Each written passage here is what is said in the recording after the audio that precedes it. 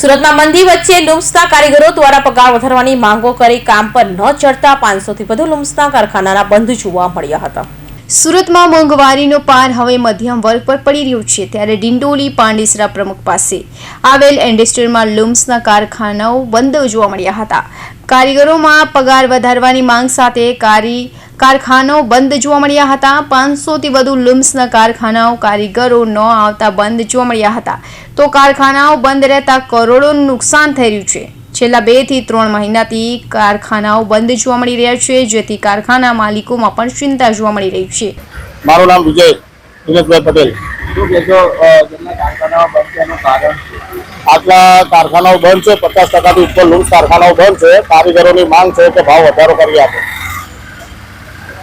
કેટલા કારખાનાઓ બંધ છે, કેટલું કરોડનું નુકસાન? અમારી સોસાયટીમાં 1000થી ઉપર કારખાના છે। આજુબાજુમાં ભગવતી છે, યુનિટી છે, બધા કારખાનાઓ બંધ છે।